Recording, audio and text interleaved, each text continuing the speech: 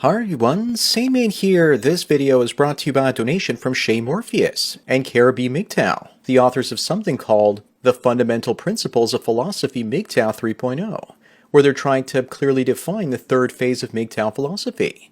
This is also something I've been trying to understand for quite some time.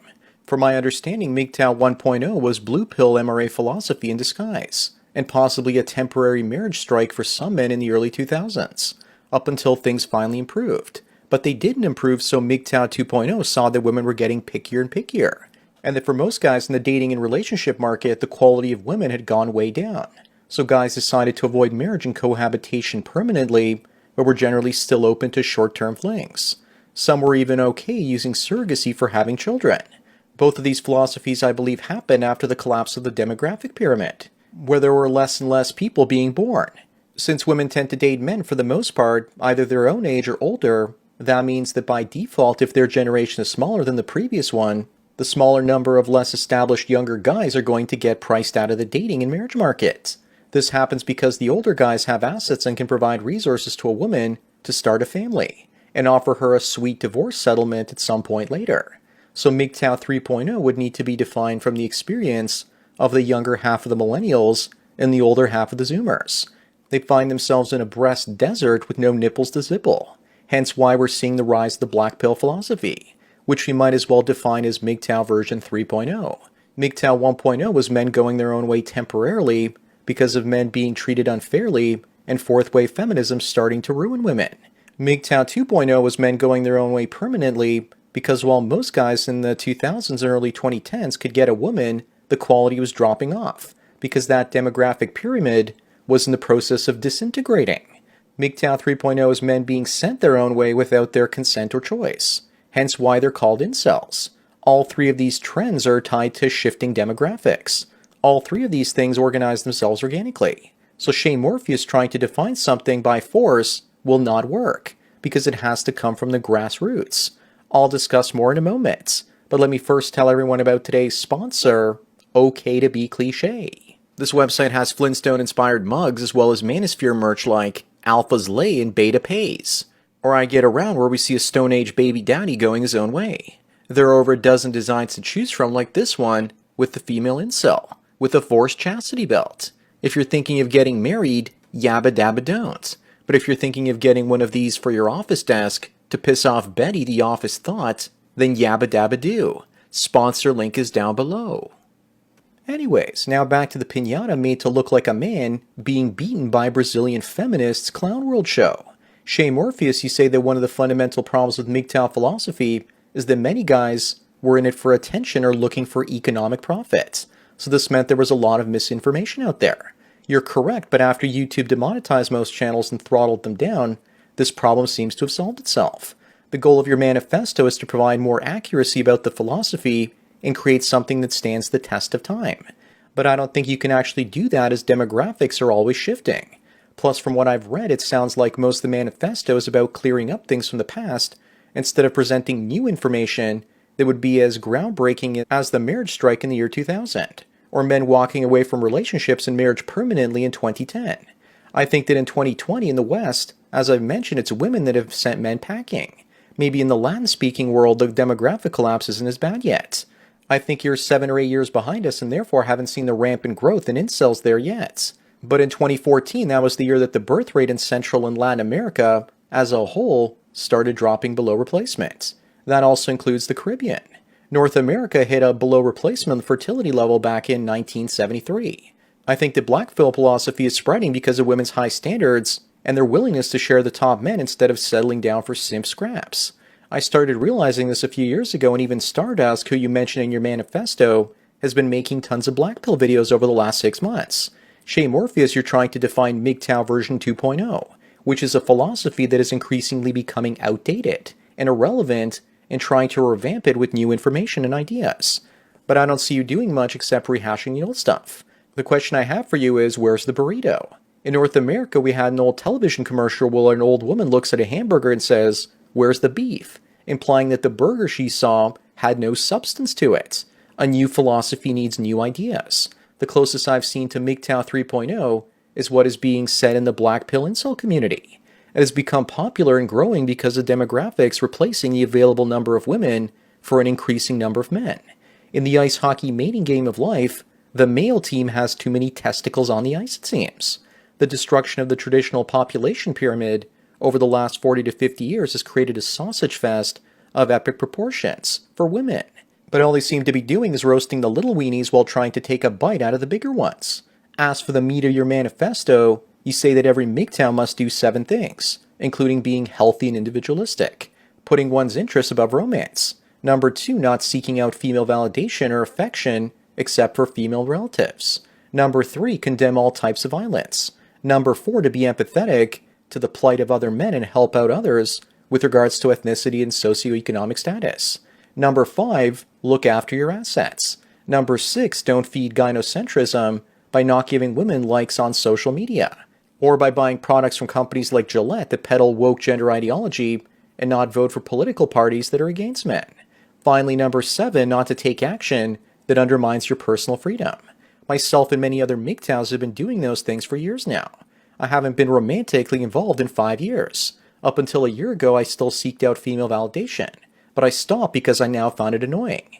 I'm not a violent person and would only consider it something I might do if there were forced jabs. I'm empathetic to men, and MGTOW 2.0 is great because it unifies men from all different racial and social backgrounds with our common women problems. Every MGTOW content creator I've been speaking to, and most guys in my coaching calls, are looking after themselves financially and stacking assets. Most of us have also stopped going on most social media and giving women validation that way. There's also a boycott of Procter & Gamble, the company that made those anti-Gillette commercials. Most men in general are already voting for right-leaning parties instead of those that are man-hating ones on the left. Shay Morpheus, you're describing what many guys have been doing now for 5 to 10 years. I'm glad you're coming to these realizations and want others to do the same, but you're describing what has already happened instead of what is yet to come. The Black Pill community is describing what is here right now in the West and is just starting in the Latin-speaking world. But what happens after that?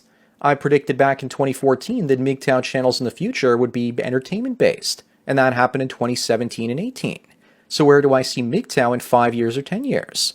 It will still be here and bigger, but just smaller in size relative to the Black Pill incel community. A small number of incels will work on themselves, gain access to women's gashes, and then figure out that those women are low quality, and then choose to go their own way instead. Some MGTOWs might become poor and old, and as a result, they might find themselves becoming incels too. Society as a whole is going to be taking one pill or another. The top 10 or 20% of guys will basically be blind and blue-pilled because they'll get action. 30% will be red-pilled MGTOWs, and 50% will be black-pilled. As long as the fertility rates continue falling, this will continue. If or when they go into reverse, then you'll see more blue-pilled men and fewer red-pilled and black-pilled proportions of the male population. Shay Morpheus, you say in the document you sent me that it does not cover all the knowledge about the MGTOW 3.0 philosophy, but rather provides a theoretical basis. I would be interested in hearing your take on MGTOW 3.0 and what it has to offer exactly. You mentioned TFL or True Force Loneliness, but I'm not sure if you understand that TFL is just another old name for incels. You mentioned that TFLers are free to adopt the MGTOW way of life. I advocated for that a long time ago because it's more empowering to lie to yourself and tell yourself, you know what, I'm going to walk away from women before they have a chance to walk away from me first. Meanwhile, the women are already gone, and what you have is just cognitive dissonance.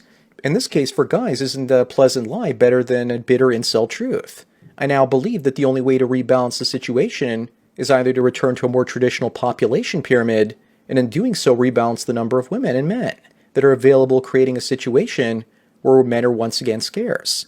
But I don't think that's going to happen, and fertility rates will just keep on falling. So the only way to solve the problem of too many men chasing too few women is through MGTOW technology, which would be version 3.0 or version 4.0 as far as I'm concerned. A scarcity of women for dating and marriage is creating the manosphere. Feminism is a product of women having too many men to choose from, so they devalue us and treat us poorly. If there was a plague that wiped out 80% of the men out there, then women would respect men again and walk around on eggshells around us to get some love, sex, and validation. The only good news is that MGTOW 4.0 technology, instead of MGTOW 2.0 philosophy, can kick feminism in the cooch by depriving women of attention. Other than that, this gynocentric nightmare that we're living in will stay bad. Shay Morpheus, it's great that you want to build a new philosophical framework on top of MGTOW 2.0 philosophy, but I can't really give you my opinion on the philosophy because you haven't shared your new ideas yet, instead of just rehashing the old ones. Please send me your conceptual framework and I'll take a look at it.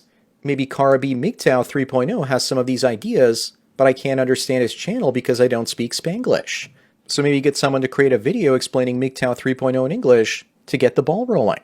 As far as I'm concerned, the Black Pill community has the excitement that Mgtow had about 10 years ago. They're younger and don't have as much pre-existing bias based on their past experiences. The dating and relationship market is new to them, and therefore they can see it clearly now because the menstrual rain is gone, so long as they can see through their incel tears. I take tears over blood any time of the month. Get it? Because it's that time of the month. You also changed the Mgtow logo in your manifesto that's missing the burrito. It's now red instead of yellow, and there are a couple of lines drawn through it for some reason. I wish you could explain why you did that so that everyone could understand it. Maybe you were trying to tie it into the red pill instead of the usual yellow color of a street sign with an off-ramp that is usually seen. The creators of Mgtow 1.0 created the sign, and version 2.0 used it as well. Why change it for version 3.0? You don't see companies like Nike or McDonald's changing their logos often. They've had them for almost forever. When I first saw the Mgtow logo and acronym, I thought to myself that it was as powerful as seeing some of the biggest brands in the world, and I knew I had to promote the hell out of it.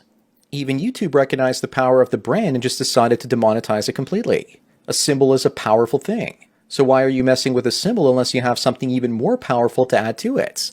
Anyways, that's it for today. Thanks again to Shay Morpheus and Cara Mgtow for the donation and topic. Don't forget to smash the like button the way the society wants to smash the manosphere out of existence, but doesn't even realize that society itself is responsible for its rise to begin with. Bang the bell and check out the mystery link. Follow me on BitChute, Twitter, and Facebook to get tomorrow's video today. Subscribe to me on Minds, Odyssey, and MGTOW.tv to get the video for the day after tomorrow. This channel's been demonetized, and if you want to help me keep making content, then please support me through Subscribestar. There's a link to it in the description. Or you can do an hour-long coaching chat with the Sandman for $45 and I won't rush out the door like a cheap whore. Thanks for taking your daily dose of red pills, and remember, a red pill a day keeps the manifestos that don't deliver you what they promised based on the title away. So enjoy the rest of your day, and cheers.